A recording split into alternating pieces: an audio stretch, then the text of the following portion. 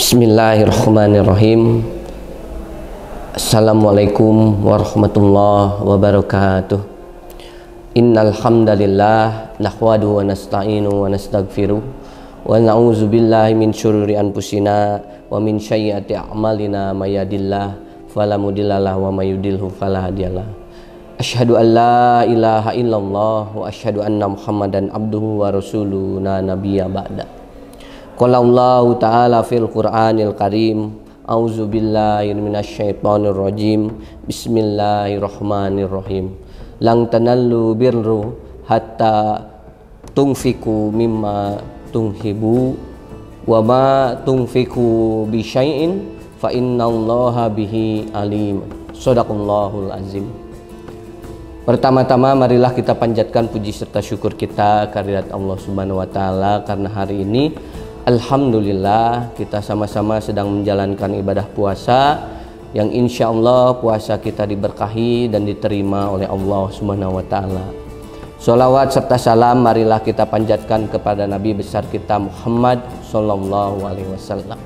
Bahwa sungguhnya perkembangan zaman hari ini membuat ada perubahan-perubahan dalam penetapan hukum dalam syariat Islam.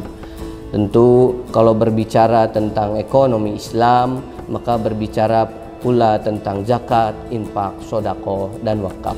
Berkaitan dengan fenomena hari ini bahwa perkembangan wakaf di dunia ekonomi Islam itu sangat berkembang. Banyak lembaga-lembaga wakaf yang hari ini berdiri, yang khususnya mungkin lembaga-lembaga resmi, ya baik itu dari aspek pemerintah maupun swasta.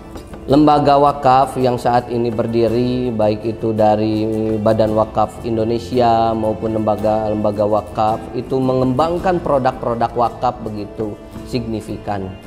Mungkin kalau kita kenal wakaf di era dahulu, mungkin kita hanya mengenal untuk mewakafkan tanah, mewakafkan aset, mewakafkan bangunan, pembangunan masjid dan lain sebagainya. Hari ini perkembangan zaman menuntut digitalisasi. Digitalisasi ini pun membawa kita kepada inovasi-inovasi baru dalam aspek bidang, bahkan segala bidang, segala hal, bahkan dalam bidang wakaf itu sendiri. Lalu bagaimana skema wakaf itu ketika disalurkan dari masyarakat kepada hal apa, gitu kan yang jadi pertanyaan.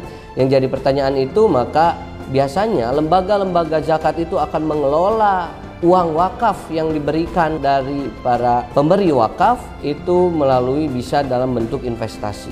Investasi itu bisa dalam bentuk sukuk atau lebih kita kenalnya adalah obligasi gitu ya.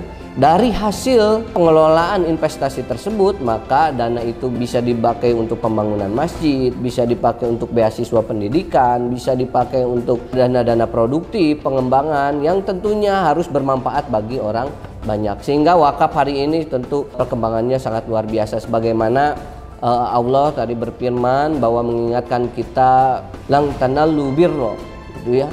Bagi siapapun tidak akan diberikan kebajikan kepada siapapun hatta tunfiku mimma tuhibbu, sampai mereka mau mewakafkan atau mau menginfakkan hartanya yang ia cintai. Jadi siapapun yang mencintai, yang pasti mereka sangat mencintai apapun yang dia miliki, baik itu dalam bentuk harta, aset, dan lain sebagainya. Misalkan mereka punya harta yang berlebih, dia akan sangat mencintai harta tersebut. Tetapi ketika kita menginfakkan harta tersebut, maka itu bagian dari kebajikan yang akan Allah berikan.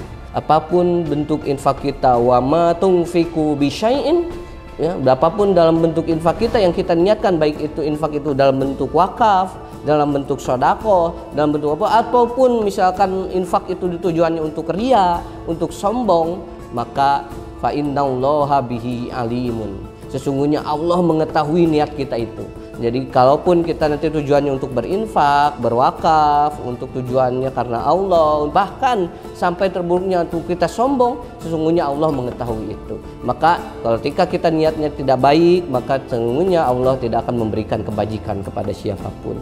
Mungkin itu aja yang bisa saya sampaikan. Sekian, nun wal qalami wa mayasturun, fastabiqul khairat. Wassalamualaikum warahmatullahi wabarakatuh.